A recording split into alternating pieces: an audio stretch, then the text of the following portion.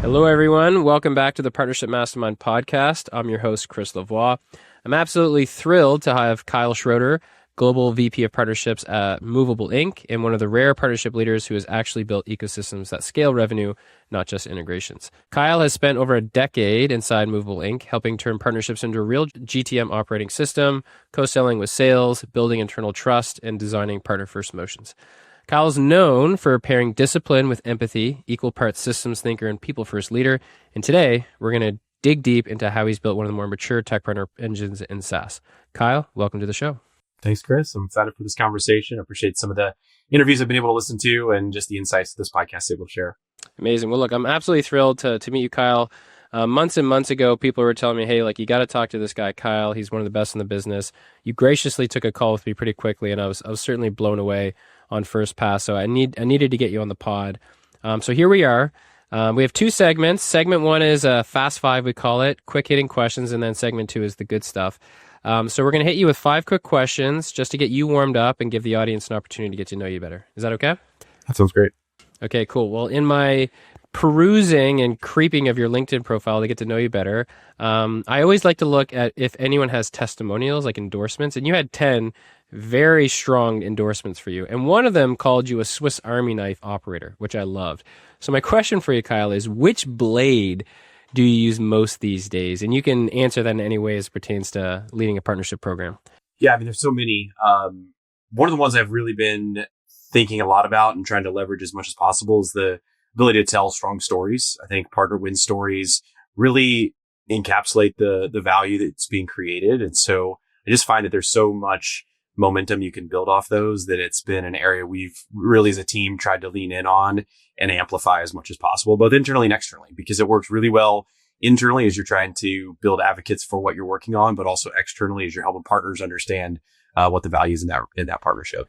Love that. I think that's a great one. We're going to double click on that in a bit.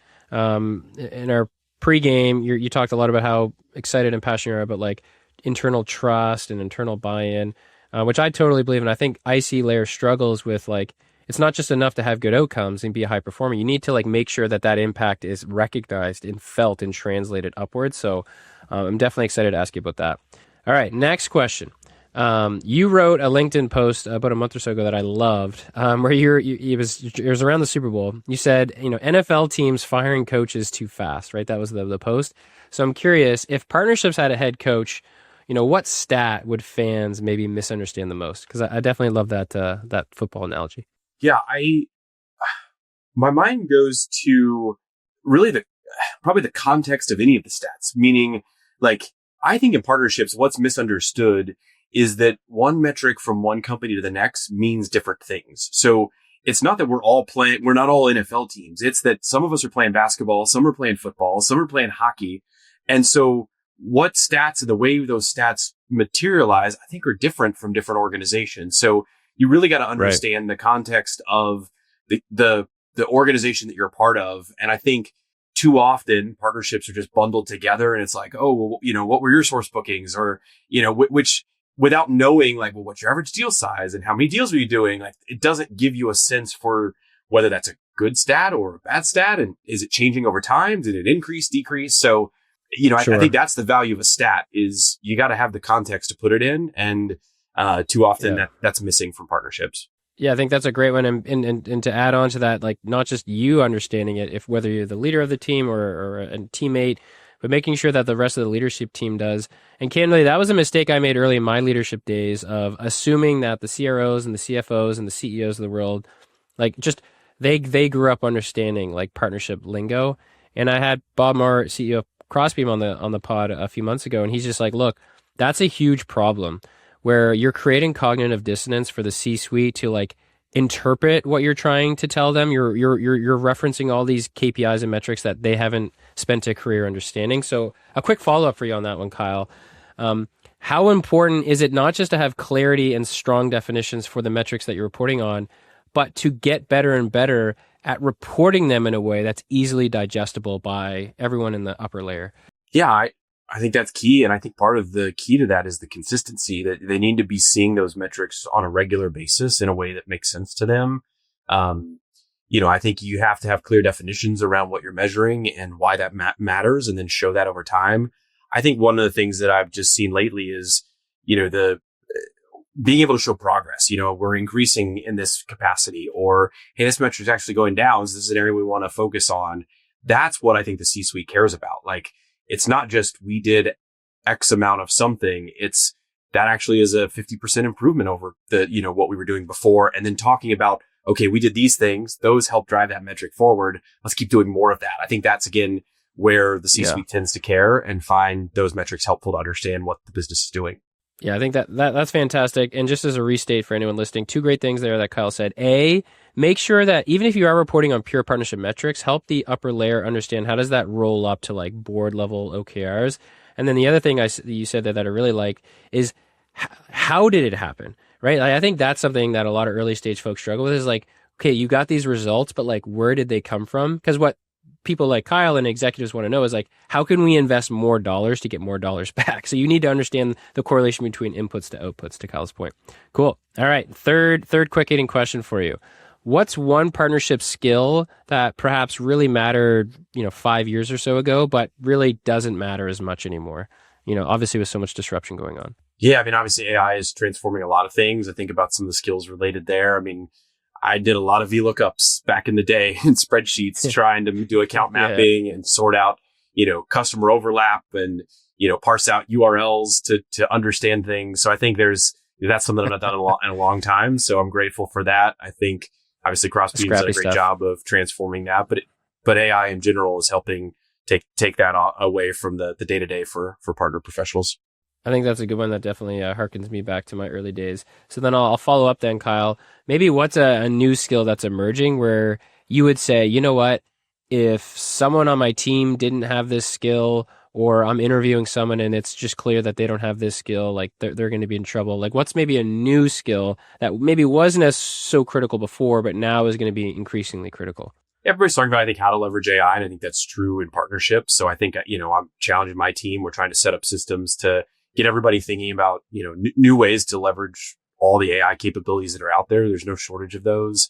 And so whether that's, utilizing Gong data for partnerships benefit or, anything along those lines, I think a willingness and an interest in exploring that and figuring out and giving things a try in that space is going to be definitely a differentiator going forward, because I think without doing that, you're going to fall behind. There's too much work to be done and too many, data points that if you don't have it, you're not going to be able to survive. I totally agree with that. You've heard Kyle loud and clear, so definitely need to start leaning in there. It's not too late. Second last one for you on the warm-ups. I know you're big on reporting, data analytics. You're definitely on a more mature side of things. So the question for you, and this might be a hard one, if you had to delete every KPI but one, which KPI survives? Which is to say, I'm tying two arms behind your back, and you need to evaluate and measure the performance and understand what's going on with your partner program. And I give you one KPI, and I'll tell you what mine is in a second. What might that be? I gravitate towards partner bookings, and I know maybe that's the obvious answer, but ultimately I report to the CRO, and I still think from a business impact, like at the end of the day, we're still looking at bookings associated to partners. It's not a perfect metric, and you got to again put context around it, the stories for how it's driving it. But I think that still gives you a lot of insight into your program and the performance of your partners in a way that is still pretty impactful. Yeah, I think that's a great one. I think it technically shows you a lot of other KPIs without even have access to them, because you can't get that without. So I think that packs a punch. I think for me, since you took a good answer, I would say partner manager activity level, like meeting activity level, because it's like, look, you can get a lot done async, Slack, DMs, et cetera, but like you need to have FaceTime with partners, and you're actually a big proponent of like in person as well. So I think you can't have a successful partner program or partnerships without like enough reps, enough FaceTime with the reps. So that's one I've always studied really closely, and I found that it correlated quite well, almost 1-to-1 with like top of funnel, even middle of funnel as well. So that's that. Cool. All right, last one for you, and then we'll get into the main course. If you weren't in tech or partnerships and money wasn't a concern, what would you be doing with your life? I'd love to be an emergency room doctor. I think there's something about like the high pressure of being in the emergency room, like not just a regular doctor, like the rush in, you got to make quick decisions. There's a lot going on. You got to lead a group of people. I just find those situations very interesting. I don't think it's an easy job, but I think I feel like I do thrive pretty well in intense situations, be able to sort through them pretty succinctly. So I go that direction. Wow. Well, I don't know if I need to remind you that you are an executive in a tech startup environment. So I think the pressure's probably already pretty high. So this guy wants to ratchet up a notch and get his hands dirty. So I think that's right. That's definitely the most shocking answer I've received on this show, but nonetheless a cool one. Okay, cool. Well, you've just told me that you can handle the pressure. So let's ratchet up the pressure.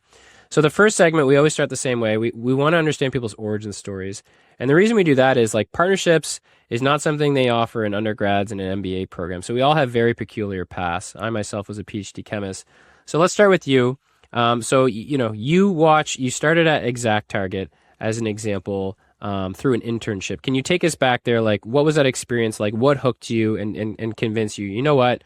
A career in partnerships might be a great path for me. Sure. I am, so I live in Indianapolis, Indiana, and went to college here in the state, went to Anderson University. And while I was a student, got an internship at ExactTarget at that time. So went to career fair, never had heard of ExactTarget.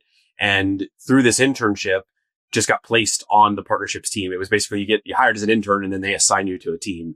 And so that was really my first chance to learn, that partner teams exist and what that means. And at that time, ExactTarget was probably 400 to 500 people, had a fairly mature partner team. It was more channel sales at the time. They definitely had kind of a tech partner. They call it integrated business for some of their technologies.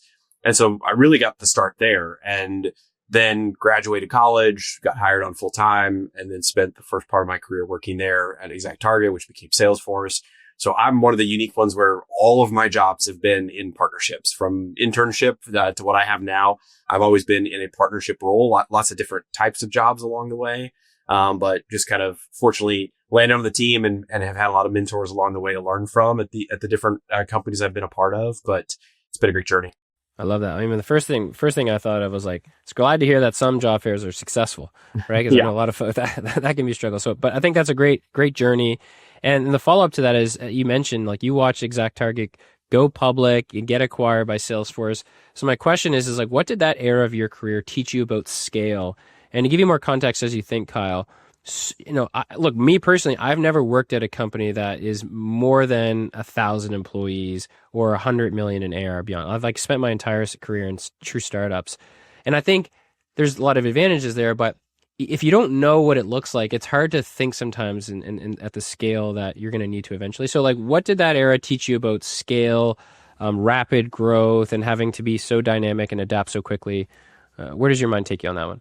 Yeah, a couple of things. I mean, I was in more junior roles when I was at ExactTarget, so not necessarily in the leadership capacity that I'm in now. But I think, I saw two things. One, I saw how to build a partner organization and what kind of functions you need and what it looks like when you reach that larger size in order to support all the different things you're doing. Whereas again, I think a lot of smaller organizations have a very, small partner team. And so you don't have the benefit of those different roles. So that was insightful.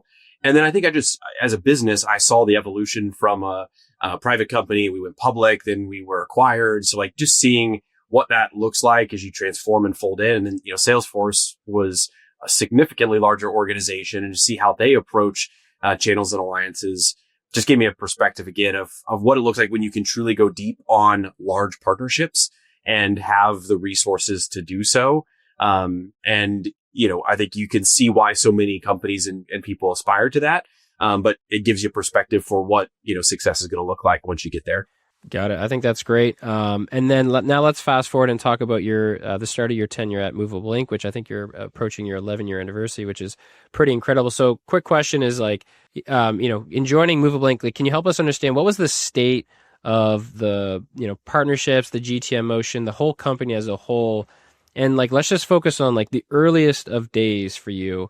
What were you walking into, and where was your head at in terms of like, okay, how am I even going to approach building this thing from 0 to 1? Yeah. So it's been 11 years that I've been at Movable Ink. We were 30 people or so when I joined. And really the catalyst for me joining was a recognition at that time that was when the organization wanted to kind of formalize partnerships. So partnerships had been done. There were a few relationships in the industry that existed, and, sales owned it. Our other leadership played roles in those, but it didn't have the structure. And so, there were kind of, at the time I joined, like 2 people from the company moved over to the partner team. 2 people were hired externally. We kind of became that team in order to say, hey, what are we going to go do?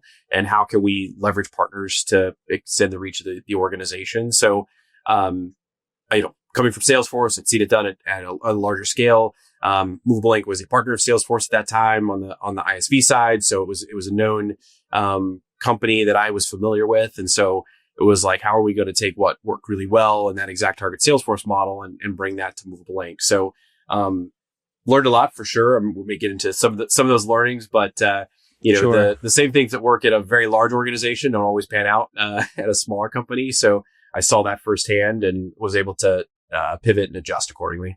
Well, I'm glad you brought that up because that was the exact next question. In our pregame, you mentioned that, one of the early, I don't want to call it a mistake, it's just a learning, right? You're just getting started, was, trying to, run, one motion that worked for you in a previous company and apply it to the next. I have personally suffered from that as well.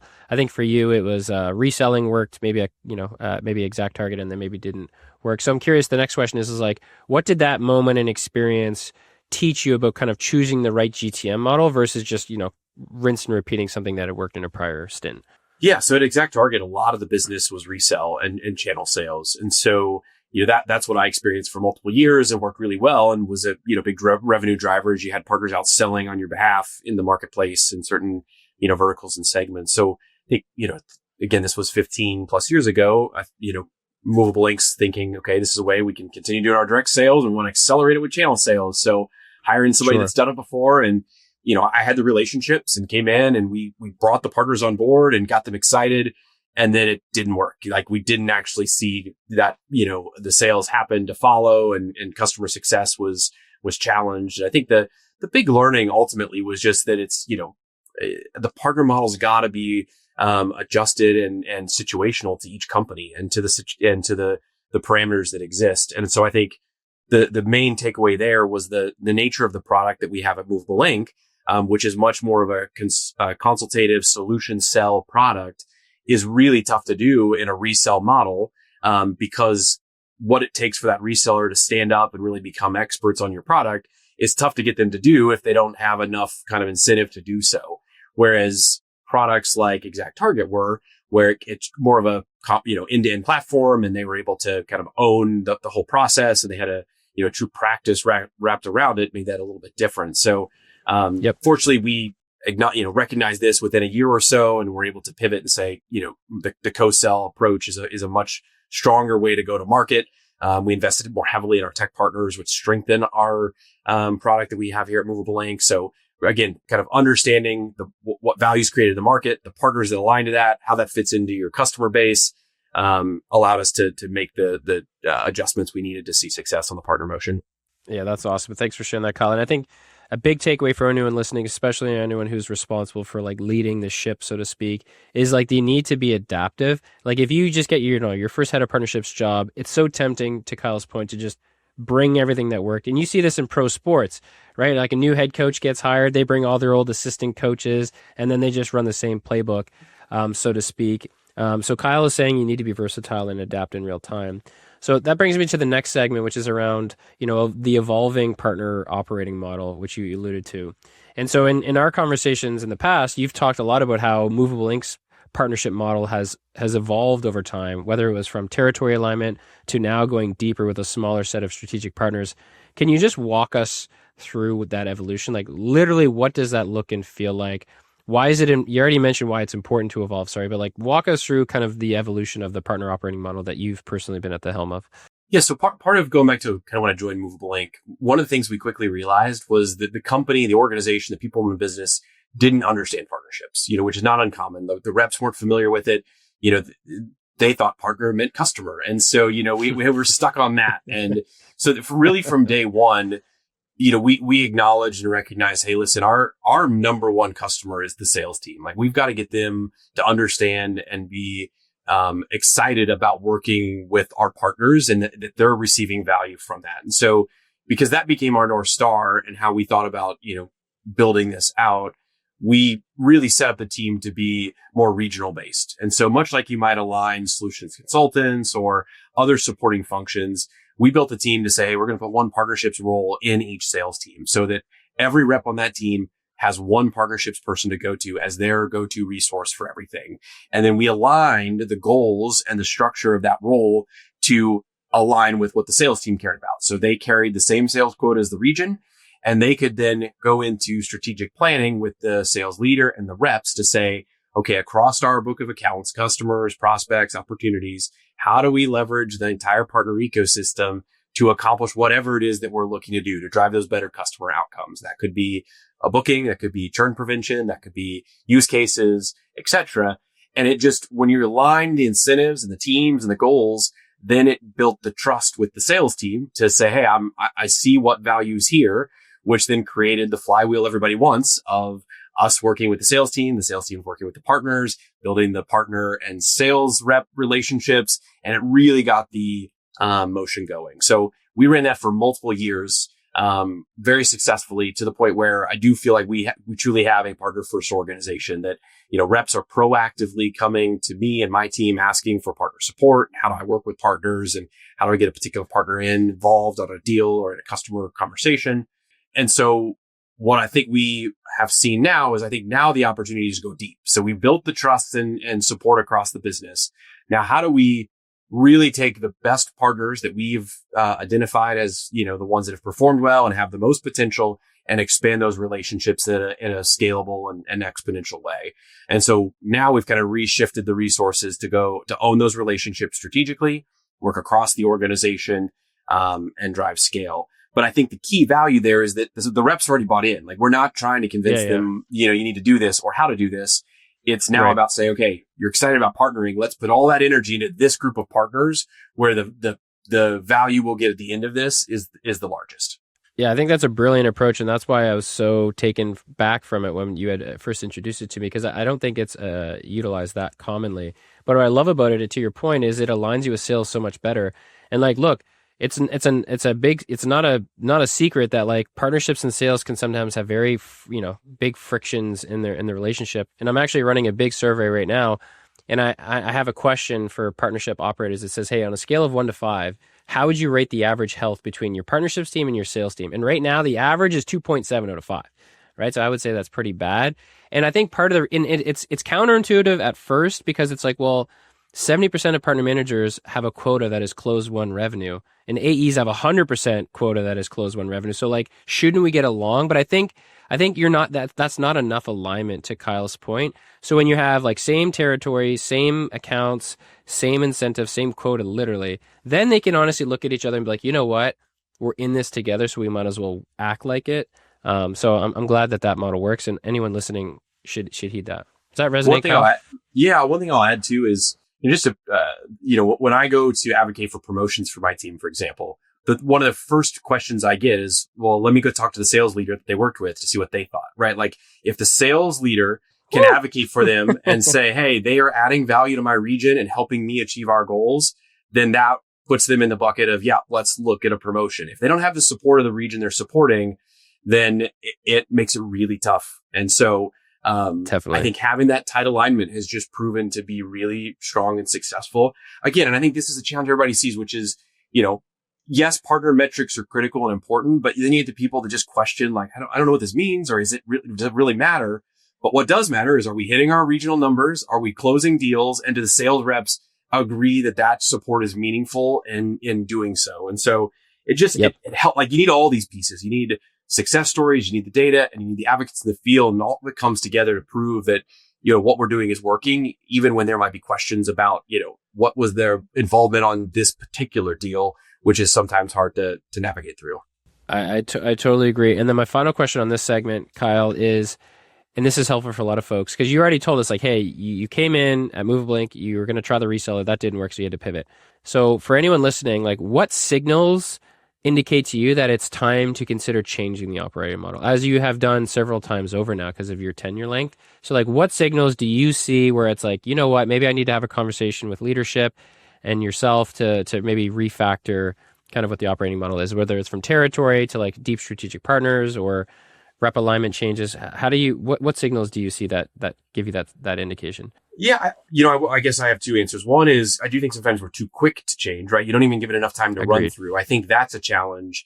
I think partnerships are about the long game. You've got to invest and, see them pan out over time. So to say we're going to try for a quarter is probably not enough time.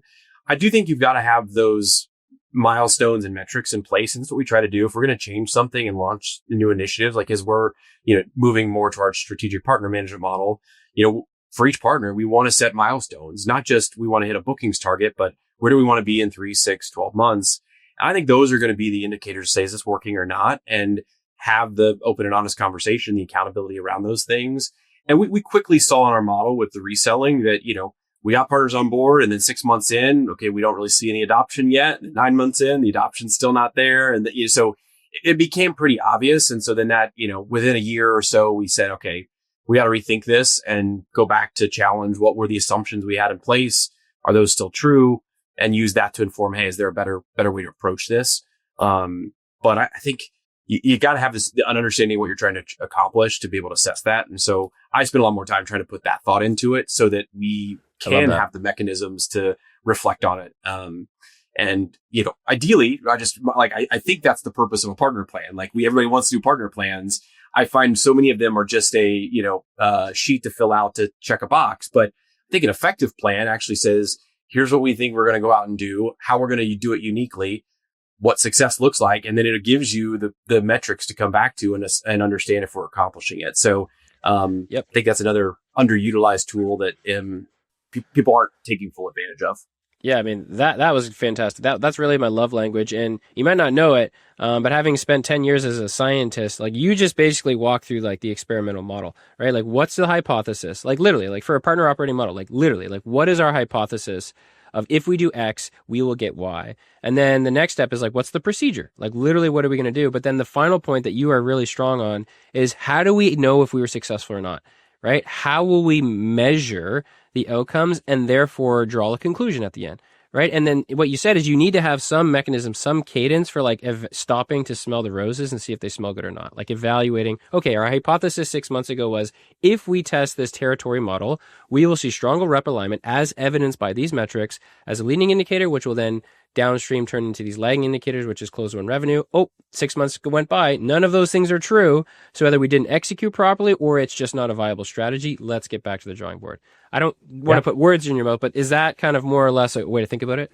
Yeah, I mean, yes, agreed. And I really encourage my team to take the extra time to plan out what we're going to do and be thoughtful and not, I do like taking action, but we got to know why we're doing it so that we can assess it. Like otherwise, I don't know how to put things into context. Sometimes, we might say, we sourced, 10 ops this quarter. And all of that's great. What did we do? Was this by accident? What did we build a strategy and do it? Because I can't, like we said earlier, it's not repeatable if I don't understand what we set out to do. Did we accomplish it and why?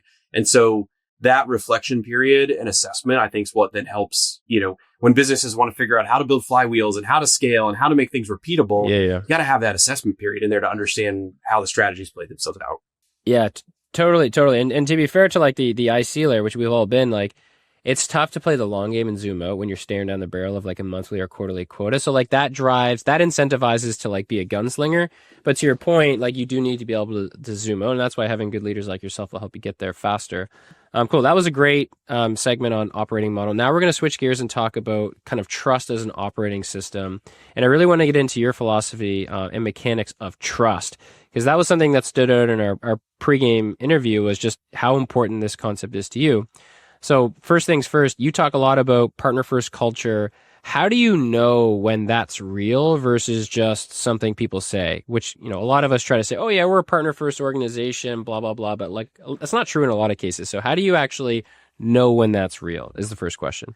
I see it in the business when things start to take off on their own, we put some things in motion. We help set the conditions and connect folks. And when I hear like, sales leader is meeting with a peer sales leader at a partner, on a regular basis, like they catch up each quarter, like those types of things really tell me, okay, they're embracing this, that, we got it going. We maybe made the initial connection and facilitated the first call, but they're taking and run with it. I think those are some positive signs. I think when I see the organization being proactive to say, hey, heard about this partner in a deal, like, can the team, do we know them? Can we get some help and support? I think again, just reaffirms that partnerships are on the mind. And then a big one for us has been buy-in from leadership. Like all of our sales pipeline reviews always have a question. Who are the partners involved? Right? When you start incorporating partner related accountability into the sales organization, then you know that it truly is partner first. That just like you need to, confirm budget and, make sure that you've got champions identified. You also have to know who are your partners and have you engaged them and have you leveraged them. So, Yep. again, I think for us, those were key things along the way, our co-sell model that we run that have helped us, kind of truly define that partner first culture.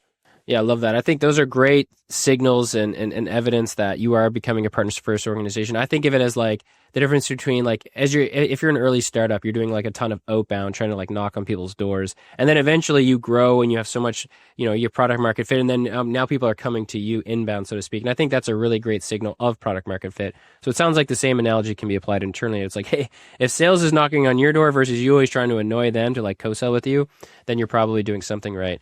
So then the next question, Kyle, and I'm going to ask you a two-parter, and it's about like the responsibility of both the leader of the department, which is you, and then the ICs within it. Like, what are your responsibilities in literally building the trust across the org? So I'll start with you at the leader level.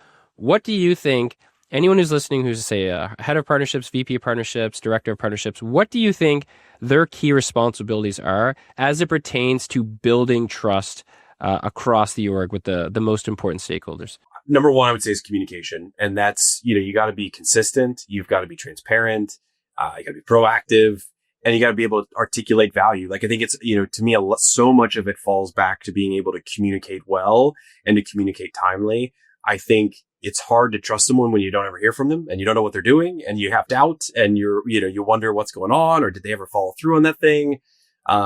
So I think you can establish a lot of trust by really strong communication of, good, bad, you like being upfront with folks. And so I've really tried to focus on that. I think it's, yes, there's the idea of relationship building and meeting people face to face. But I think even just the little things of following through consistently, like, if you said, hey, I'm going to do something, then you just close the loop. Yeah, took care of it. It's done.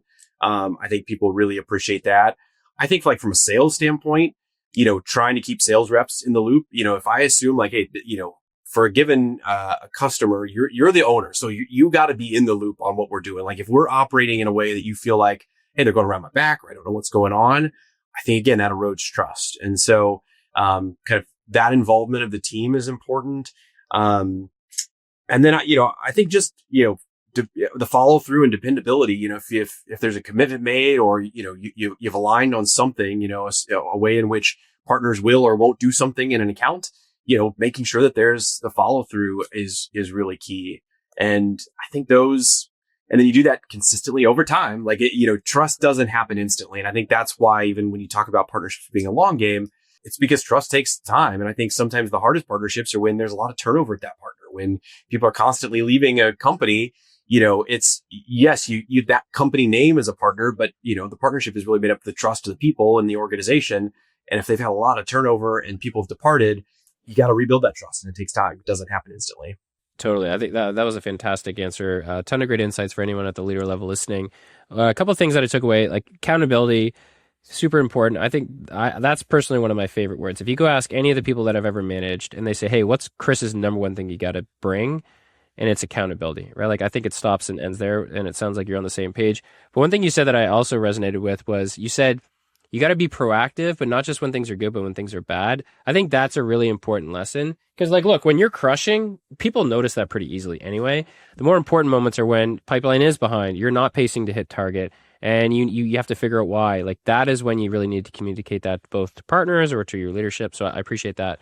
And then the final question on that, Kyle, is for the ICs, the partner managers, the senior tech partner managers of the world, like what responsibilities do you think they bear when it comes to, building that trust, whether it's within your internal org, but obviously it could be with an external partner as well. Like, where do you think they fit into that? Yeah, I mean, many of the same principles would apply. So I wouldn't overlook those. I think like internally, I've really, again, in our model where we're more regionally focused, or even for partner managers that sit between like a sales rep and the partner, I think you build trust when, you help kind of protect that rep to some degree. If you're, when they get blindsided or feel like you're wasting their time, that's when you erode trust, because then they're not going to want to, commit their time to spend working with you. But if you can prove that, hey, if I'm asking for a call, we're going to come prepared. We're going to know what we're talking about. There's going to be a value exchange. It may not go perfect and not everyone will be a home run, but by and large, I'm not going to waste your time. I think, again, that's another place where you build that trust.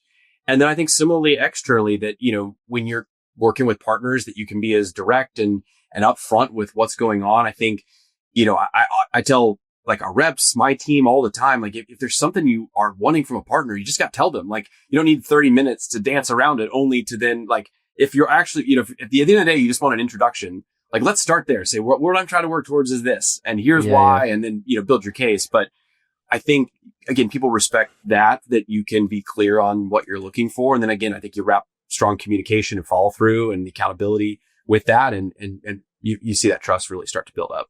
Yeah, no, I think that's great. And just to wrap up this segment, I want to follow up. So you talked about, like, sometimes you just need to ask for it. And I think that's like an underrated tactic, right? I think partner managers in the early days want to like dance around the thing that they're like, trying to get after.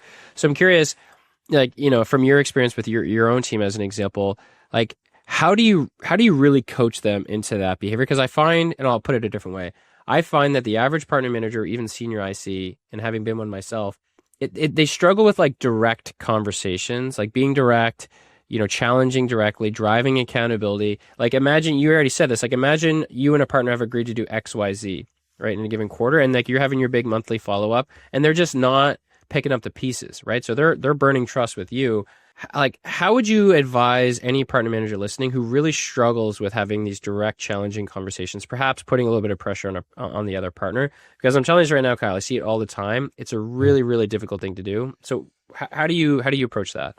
Yeah, it also reminds me of the scenario that I see all the time, which maybe some would resonate with, which is like, hey, I want to, approach partner X about an introduction. So it first starts with this like long email that I just, hey, how's it going? And then you ask for a call, and then we wait 2 weeks, and then we get on the phone, and and you're just like prolonging this over multiple touch points because you feel like the soft ask in is the better way. Whereas what I would coach the team on, like in that scenario, is why don't you just go to Slack and say, hey, Chris, I'm looking for an introduction here. Here's why. Here's what I can do for you.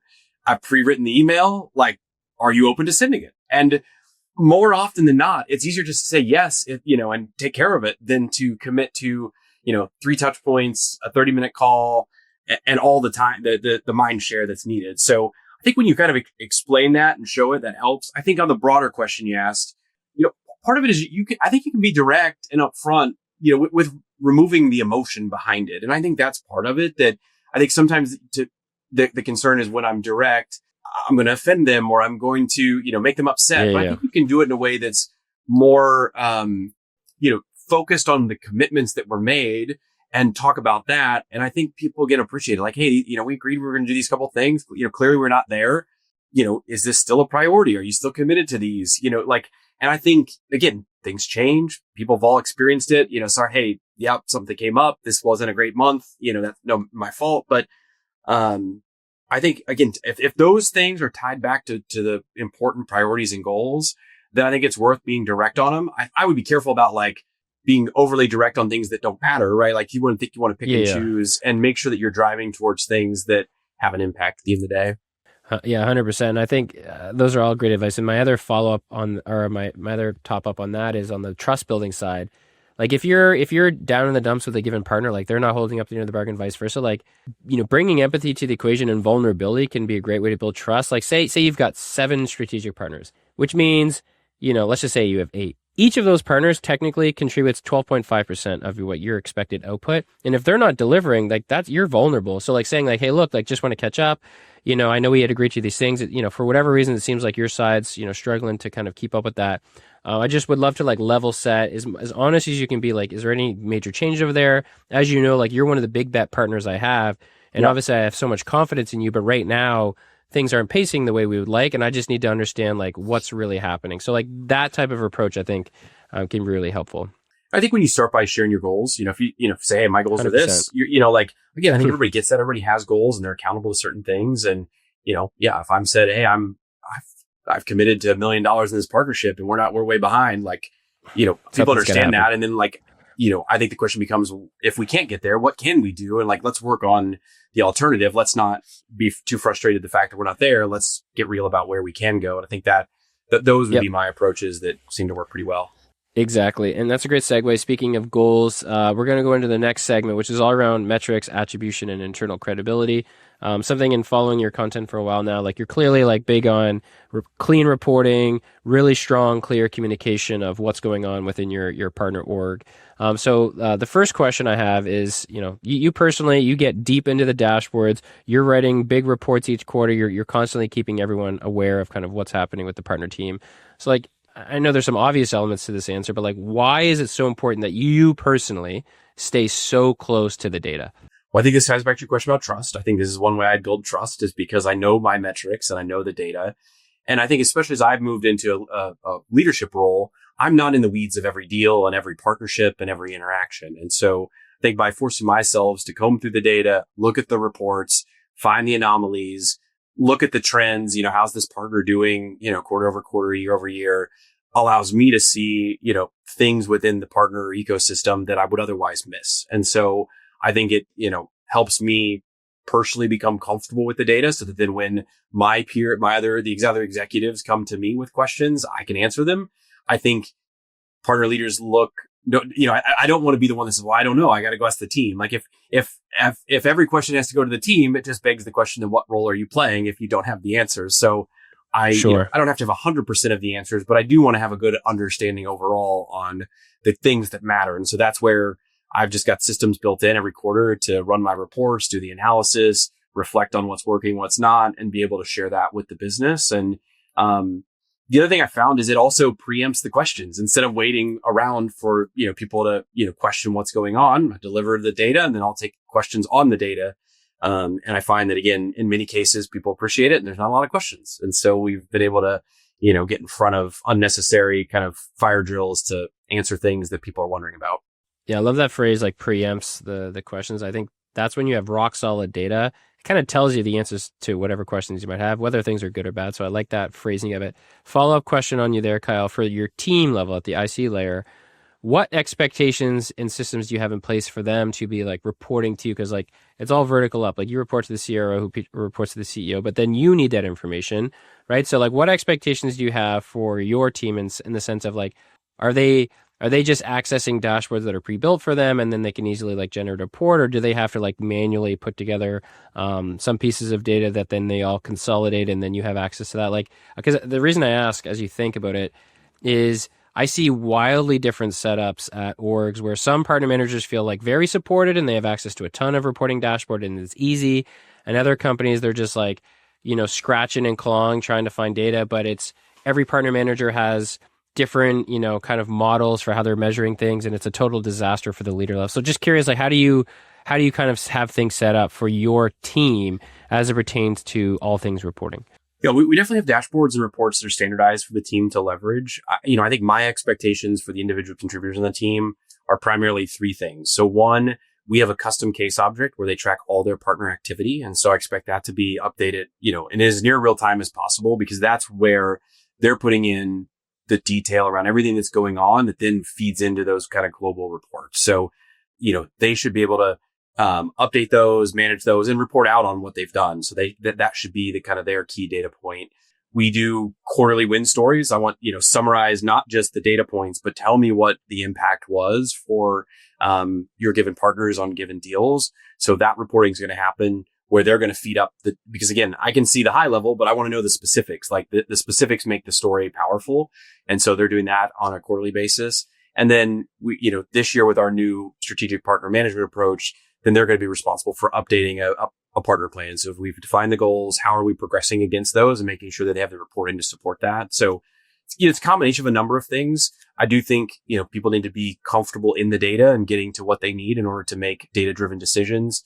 But I also think, whether it's myself or a RevOps organization or others can help support them in kind of getting the base reports they need stood up.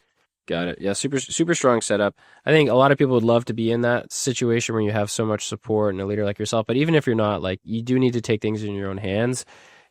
Kyle referenced the good old VLOOKUP formula days. Well, guess what? Now you can get LLMs to write them for you. So you have a lot more power than you think. You just need to do the research to understand how you can do it. Cool. Last question on this segment. It's on a spicy topic, which is like influence pipeline versus source pipeline. I'm not sure exactly what the setup is there on the comp and quota model, whether or not you recognize influence or something you strategically go after. But the final question on the segment is like, how does your team kind of think about source versus influence? Is that a mechanism that you're using internally? Because I'm getting asked constantly nowadays, like, hey, like, do you recognize influence revenue or influence pipeline? So I'm just curious what that setup might look like at Movable Ink, if at all. Yeah, one of the best things we did 5 or 6 years ago is we decoupled the source and influence from compensation. So my team is not paid more or less based on those metrics, which I've found takes all the debate out of those topics. That so much of the debate of, was this source, was it influenced, how much was it influenced, really comes down to, do I get credit to get paid? And so we eliminated that. And that alleviated a lot of problems. It allowed us to be a little bit more objective around, defining clear criteria and saying, was it source? Was this influenced or not? And so, again, I think the systems around it dictate a bit of how that goes. And then, fortunately, again, I think in our organization, because we are bought in on partnerships kind of top down, there is value seen in sourcing and in influencing. I think the belief is the more you build the partnership, the source stops will kind of come naturally. So we haven't been over indexed on sourcing historically. And, I think the importance with influence, I would tie back to my comment about stories. Like, it's one thing to say, partners are in deals, but, I always talk about it on a spectrum. You can be very involved, co-selling and, 8 different touch points on site with a prospect to get that across the line. Or it could be, someone shot a 3-sentence email to a decision maker and said, we love these guys at Movable Ink. You should give them a shot. Both are very important. I want both of them and everything in between. But, it does, the stories help you understand the scope at which that influence took place. So that's why I think we've indexed into that, is to put some context around whatever influence metrics we have. It helps you understand why we should care. I love that. I mean, that was a masterclass. Like, so many people are so stuck and confused about how to think about influence. And so you touched on some really important compensation implications, which are real because incentives drive behavior. I love the uncoupling piece. And then the storytelling, I think, is critical. But at the end of the day, like, look, we're responsible for moving pipeline, moving revenue, creating it and moving it. So if influence is a successful lever, like, incentivize it and recognize it, but you need to be able to just tell the story, which I think is great phrasing. Cool. All right, we're going to get into the stretch run now, just 2 kind of quick segments. So first, we're going to shift from systems to people, because your leadership is definitely something that stands out to me. So the first question is like, look, like, you clearly care about your team. So many leaders care about their team, but you also have high standards. And so the first question is, how do you balance empathy with accountability? And I'll tee this up for you, Kyle, in saying that, like, when I first became a people manager, the empathy part was easy. Like, being, friendly, being, like, leading by example, all of this stuff, I found that easy. But then as soon as the stakes got higher and I had to drive more accountability, or people's performances started and behavior started to slip, and I had to, like, have that backbone, I found that was really challenging. So I'm curious, how do you balance, empathy and people leader side versus, like, actually driving real accountability to drive change when things are off track? Yeah, it's tough. It's not an easy thing to do. I think it's taken me, years to learn what works and what doesn't. I also think some questions like this are, have to be adapted to an individual's personality and strengths. Like, I'm going to play to my strengths to do this, whereas somebody else will play to theirs. I've found that, again, being clear in communications, kind of being upfront on expectations makes such a difference. That if I do have high standards and high expectations, I got to make sure those are clear and understood. Like, if I want, partner plans delivered by Friday, but I don't say, if I don't communicate that and give sufficient time, then, it's not fair to the team. So I think, again, over communicating things that are important to me, to the point of even saying, guys, this week, these are my top 3 priorities. Can you please spend time on these? Like, I will do those types of slacks to the group so that they understand, okay, I got to get these 3 things done this week. It's making it as clear as possible. Yep. Little things like we did a big initiative a couple of years ago to develop like a user guide, where I really walk through who I am as a leader, what makes, what things I value, what things are my weaknesses, what things make me tick, just to be upfront. I think helping people understand those things are important. Like, for example, I've just been very clear, like meeting recaps need to be out to the partner within 48 hours. Like if I'm seen to go out a week after, that is exceeds what's acceptable. So like, if I'm just very clear on that stuff, like we missed the Yeah. window, and I find that frustrating. And I talk a lot about, like, for me, excellence is an important value that, whether we're going to do a partner event or we're going to do a call or whatever we're going to do, I really think, if we do it at a high level, that's going to stand out and leave a positive impact. It further builds that trust. So, again, working with the team to help them understand those things. And then lastly, one of the learnings I've had that it was not easy early on was I think the mistake is to let things go that bother you. And so, if I see a problem starting to form, I'm like, well, let's just wait, like, let's hope it just solves itself. That's the mistake, because then what happens is you blink and now it's been going on for 6 months or a year. It's affecting others. And it's really hard to go back and say, hey, I didn't say anything for the last year. You've been doing this thing or not doing this thing. That was my problem. And so again, it's as hard as it is. I think, jumping on it right away, whether that's a Slack to say, hey, saw this, could we do something else? Or, to people that I have a lot of trust, like, hey, saw that Slack. I think you're being a little too direct here. Like, I think people are going to misread what you're saying. Like, I know you come from a good spot. That's not going to go over well. Consider revising. And I think people appreciate that, right? Everybody wants feedback. I think feedback is tough to do on just an annual basis. If you could do it in the moment.